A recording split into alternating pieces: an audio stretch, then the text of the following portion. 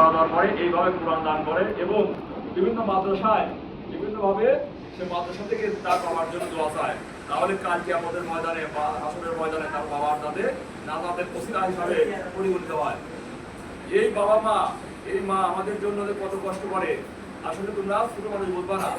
একটা মা সায়েন্স প্রমাণ করে যদি এই পৃথিবীতে যত প্রাণী আছে সব চাইতে মানুষ কিন্তু একদম দুর্বল প্রাণী।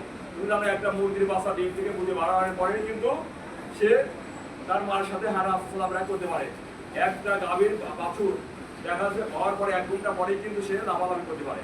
কিন্তু আমরা মানুষ এতই দুর্বল যে 6 মাস হয়ে যায় তাও আমরা নিজে হাঁটতে পারি না। ওই মায়ের বুকের উপরই পোশাক করি। এই ঠান্ডার শীতের রাত্রে মাকে কত কষ্ট দিই। মা বারবার পোশাক করলে ওই মা সমস্ত কাপড়গুলো আস্তে আস্তে মুছে কাপড় না থাকলে শেষ পর্যন্ত মা বুকের উপর নিয়ে আমাদের রাখছে। এই মা আমাদের জন্য এত কষ্ট স্বীকার করছে, সেই মায়ের প্রতিটা ঋণ আমাদের সহ্য করতে হবে, সেই আমাদেরকে শুকরিয়া আদায় করতে হবে।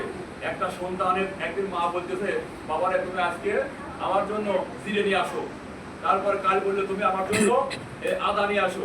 এইভাবে 4-5 দিন সন্তানকে যখন আনতে বলছে, সন্তান মায়ের কাছে একটা চার ধরা দিচ্ছে, মা তুমি আমার কাছে প্রতিদিন আনতে বলো, এই বাবদ তুমি আমাকে, আমি আদা এনেছি, এই বাবদ আমাকে 5 টাকা দিতে হবে। তারপর আদা এনে দিচ্ছে এই বাবদ 10 টাকা। এই ব্যাপারে লিস্ট করে দেখে 100 টাকার একটা লিস্ট করে আছে। মা তুমি আমার অর্ডার করছো, এই জন্য তোমাকে এই টাকাগুলো দিতে হবে। তখন মা বলতে, বাবারে তুই যখন আমার পেটের ভিতরে ছিলি তখন আমি অনেক রাত আমি ঘুমাতে পারি নাই। তুই যখন আমার পেটে লাফতে পারছিস তখন আমার ঘুম ভেঙে গেছে। আমি তখন ডান কাঁধে শুয়ে পাটে বাম কাঁধে শুয়েছি। এইভাবে আমি অনেক সময় যখন বেশি লাফতে পারছি, যখন পেটে ব্যথা, আমি ঘুম বাদ দিয়ে তখন দাঁড়া আসি, অনেক সময় দাঁড়া ছিলাম। কিন্তু আমি তারপরেও আমি তো এই জন্য তোর কাছে আমি 0 টাকা চাই। তারপরে আমি যখন তোর পোশাক করলাম, আমি যখন আমার সন্তান ডেলিভারি হলে আমার প্রায় 1 বালতি রক্ত খরচ হয়েছিল, এই জন্য তোর কাছে আমি 0 টাকা চাই। তারপরে তোর বয়স যখন 5 বছর হলো, আস্তে আস্তে তুই তো কিছু খাইতে পারিস না, আমার বুকের দুধ আমি খাওয়াইছি, আমার রক্ত পানি করা দুধ আমি তোকে খাওয়াইছি, এই জন্য তোর কাছে 0 টাকা চাই।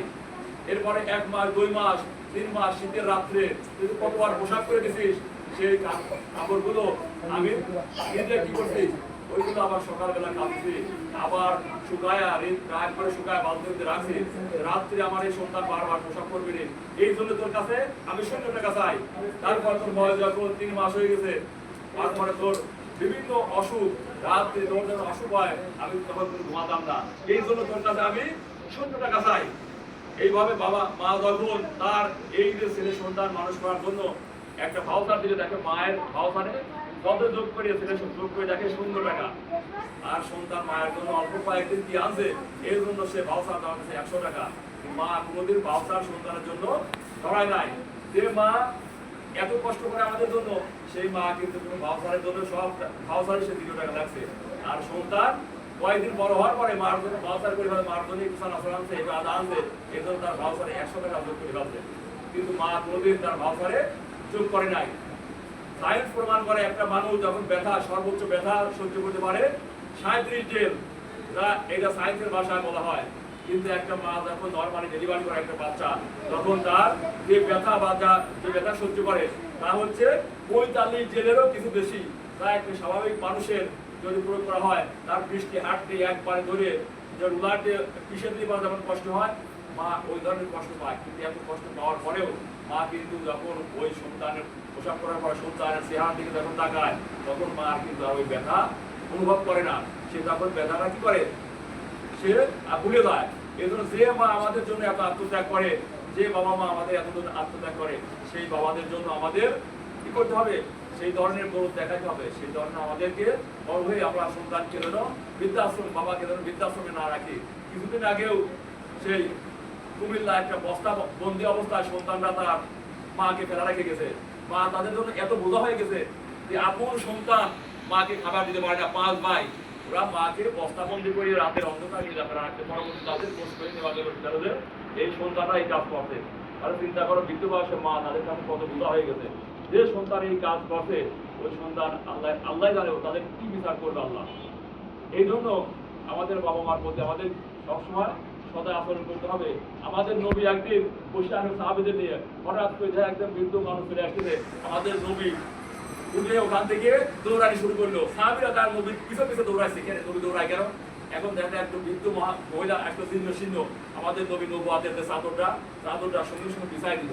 সাহাবীরা আশ্চর্য হয়, কি রে নবীর এই নবুয়াতের চাদর বিছাই দিল একজন ছিন্ন মহিলার জন্য। তারপরে ওখানে মহিলা সে জুতা পাইতে আমাদের নবীর চাদরের উপর বসতে বললো আমাদের নবী, এবং বসার পরে আমাদের নবী বলতেছে, আপনি এতদিন কষ্ট করে আমার কাছে কেন আসছেন? আপনি তো খবর দিলে আমি আপনার কাছে চলে যেতাম। পরবর্তীতে সাহাবীরা তারপরে বলে, তোমরা একটু সরো, আমি কথা বলে দিই। কথা বলে তার সঙ্গে আস্তে আস্তে বিদায় হয়ে গেল। আমাদের নবী তখন তার চাদর উঠায়, এবার সাহাবীরা আশ্বাস দেওয়া গেল যে কি করলো, কোন মহিলা এইরকম যে বিশ্ব নবীর চাদরে বসতে পারে? আমরা তো আশ্বাস দেওয়া গেছি। পরবর্তীতে তখন বিশ্ব নবী বললো, ইনি হচ্ছে আমার দুনিয়া থেকে আমার মা, তো সে বাবা মারা গেছে আমার জন্মের আগে, মা 6 বছর বয়সে মারা গেছে, আর ইনি এখনো আমার হচ্ছে দুধ মা, সে হালিমা। তখন তিনি বললো যে মায়ের চিন্তা করলো যে মায়ের কি মর্যাদা, যে মা তাও তাকে জন্ম দেয় না, এই মা শুধু তাকে দুধ পান করছে। আমাদের নবী তখন মায়ের এইরকম সম্মান জানালো যে দুধ মা আসতেছিল, সে দৌড়ে তার নবুয়াতের চাদর বাড়ি দিয়ে গেছে। বুঝতে পারছো তাহলে মার সম্মান কতটা? আমাদের এটা জানতে হবে, সেই মায়ের সাথে যদি আমরা খারাপ আচরণ করি তাহলে আমরা জীবনেও কি হতে পারবো না, মানুষ হতে পারবো না। আমরা মায়ের সাথে কোন রকম, মা যত খারাপ করছে, আমাদের নবীর কাছে অনেক সাহায্য বলছে, আচ্ছা আমার মা যদি আমার সাথে খারাপ ব্যবহার করে, মা যদি মুশরিক হয়, মা যদি নামাজ না পড়ে, তাহলে সেই মাকে কি করবো? আমাদের নবী বলছে, মা যদি এক উক্ত নামাজ না পড়ে, মা যদি বেধর্মীয় হয়, মা যদি খারাপ নিকৃষ্ট হয়, তারপরে মার সাথে খারাপ আচরণ করা যাবে না। ওই মার দোয়া তোমার কাজে লাগবে।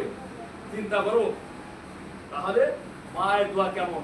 মা যত খারাপই হোক, যদি মা অশিক্ষিত হোক, মা মূর্খ হোক বা কিছুই জানে না, তারপরেও ওই মায়ের দোয়া তোমার 100% কাজ করবে। এবং তুমি ওই মা যত তোমার খারাপ বলো, মার সাথে তুমি খারাপ আচরণ করতে পারো না। তোমার যত প্রকার ক্ষেত্র তুমি বুঝে যাবা, কিন্তু মাকে তুমি বোঝাতে পারো, কিন্তু মার জন্য তুমি কোনো বিচার করতে পারো না। কারণ তুমি জানো যে এক সাহাবী, সে নবীর কাছে বিচার নিয়ে আসবে তার মায়ের। আমাদের নবী বললেন, না, পৃথিবীর কোনো সব বিচার আমি করতে পারি, কিন্তু মায়ের বিচার আমাদের করা সম্ভব না। তারপরে সাহাবী বললেন, ঠিক আছে, আমি আমার মায়ের বিচার চাচ্ছি, আপনি আমার মায়ের জন্য একটু দোয়া করেন, যাতে আমার মা, এই জন্য আমাদের নবী বলতো আমি মায়ের জন্য দোয়া করতে পারি, কিন্তু মায়ের কোনো বিচার করার মতো ক্ষমতা আল্লাহ দুনিয়াতে কারোর কাছে দেয় নাই। অনেক বউ বলে, তুমি কেন স্বামীকে বলে তোমার মায়ের বিচার করতে পারো না? এই যারা বউ এইগুলো কথা বলে, এইগুলো সে না বুঝে এই কাজ করে। বুঝতে পারছো, মায়ের বিচার করার মতো কোনো শক্তি এই পৃথিবীতে কারো দেওয়া হয় নাই। অতএব মাকে বিচার করা যাবে না।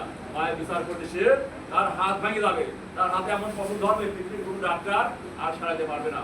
প্রিয় উপস্থিতি, আমি বিভিন্ন হাদিস থেকে এটাই প্রমাণ পেয়েছি যে মায়ের কোনো বিচার করা যাবে না। মাকে শুধু যদি কোনো অন্যায় করে তোমরা তাকে বোঝাবা, তাছাড়া কোনো তার সাথে কোনো খারাপ আচরণ করবে। যত ভালো ব্যবহার আছে মায়ের সাথে তোমরা করবা, কিন্তু কোনো প্রকার খারাপ আচরণ করা যাবে না। কিন্তু বর্তমান যুগে আমরা এগুলো পারি না, ওর কারণে। বুঝতে পারছো, অনেকেই অনেক সন্তানই আছে কি করে, বাবা মাকে দেখতেই পারে না, এক চোখের বাড়িও দেখতে পারে না। বুঝতে পারছো, এরকম অগণিত আছে। আমাদের কুষ্টিয়ায় মানে ঘটনা করছিল, দুই বাবা মা দুইজনে একটা সন্তানকে লেখাপড়া শেখায়। সন্তান একই সন্তান, লেখাপড়া তার শিকারে, ওই সন্তানের লেখাপড়া শিখে তার কত সম্পদ ছিল সব শেষ করে যাচ্ছে। সন্তান ঢাকা একটা বড় চাকরি পাওয়া গেছে, ওখানে বিয়ে করতে বাবা মার কোনো খবরই দেয় না। এদিকে বাবা মা টেনশন, দুইজনের খুব অসুস্থ হয়ে গেছে ছেলের টেনশনে, যে আমরা ছোটবেলা থেকে এত কষ্ট করে বা ছেলেরা মানুষ করছি, আর সেই ছেলেরা বিয়ে করে এখন সে বউ নিয়ে তার শ্বশুর বাড়িতে থাকে, আমাদের দেখতে আসে না। পরবর্তীতে তার মা খুব অসুস্থ, বাবা কি করবে? সবাই জানে যে তার সন্তান বড় চাকরি করে, এজন্য বাবা আর দিশে না হয় বাড়িতে একটা ছাগল ছিল, সেই ছাগলটা বিক্রি করে একটা ভ্যান কিনছে। ভ্যান কিনে দিনের বেলা চালায় না, বাড়িতে রাতের অন্ধকারে যখন সবাই ঘুম আসে না, ও রাতের অন্ধকারে বিভিন্ন রোডের বাস স্ট্যান্ডে যেখানে রাত্রিরা বাস যার সামনে ওই সন্তানে ওই সব রাত্রে দিয়ে সে রাত্রে বাড়াবাড়ে তার মুখ পাঠিয়ে যাতে মানুষ আমাকে না দেখে, কারণ সে জানে যে আমার সন্তান বড় মাপের চাকরি করে আর আমি কেন পরের বাড়ি কাজ করবো। এই লজ্জাতে সে ওইভাবে দিনের বেলা কোনো কাজ করে না, কিন্তু তার সন্তান তাকে দেখে না। এদিকে ওই সন্তানের কাছে কিরকম খবর দিয়েছে যে তোর মা খুব অসুস্থ, একদম মারা যাবে। এই কথা শুনে সে রাতের অপেক্ষায় রওনা দিয়েছে। রাত্রে রওনা দিয়েছে, কিন্তু তার বউ আসার কথা বলছে, কিন্তু বউ আসে না। এবং চিন্তা করলে মায়ের প্রতি সন্তানের প্রাণ থাকে সবসময়, মনে করছে আমার ওয়াইফ না গেলে আমি আজকে যাবো, তাই সে কুষ্টিয়া নামেছে, নামার পরে দেখেন রাত বেরিয়েছে একটা, দেখেন যে কোনো রিক্সা নাই, যে একটা রিক্সাওয়ালা দেখেন মুখটুক বাঁধা, ওই রিক্সাওয়ালা ডাকতেছে এই খালি দিয়া। তারপরে রিক্সায় উঠেছে, যে রিক্সাওয়ালা তখন জিজ্ঞেস করতে আপনি কোথায় যাবেন, বলে অমুক জায়গা আমি যাবো। তারপরে ও যখনই, কিন্তু ওর বাবা কিন্তু চিনেছে এই যে আমার সন্তান, কিন্তু ও কিন্তু চেনে নাই। এদিকে ওই সন্তানের চেহারা দেখে ওর রিক্সা চালাইতে মানে আর শরীরে শক্তি উঠতেছে না, কিন্তু বারবারই ঘুরতে মারতেছে, তাই কিভাবে রিক্সা চালাও, রাতে রাতে অনেকে আসতে চালাও, কিন্তু বাবা কিন্তু কোনো কথা বলতে পারে না। এরপরে বাবার তো মোটামুটি ওই ছেলের ওই দৃশ্য দেখে বাবার শরীর থেকে আস্তে আস্তে দুর্বল হয়ে যাচ্ছে, খানিক দূর যাওয়ার পর আবার দমক আসে। উপস্থিতি নায়ক, আমরা বাবা মায়ের সাথে খারাপ আচরণ কোনোদিনও করবো না, বাবা মাকে ভালোবাসবো, আল্লাহ তাআলার নিয়ম করে করবো এবং আদান হয়ে গেছে, পরবর্তীতে আমরা আলোচনা করবো।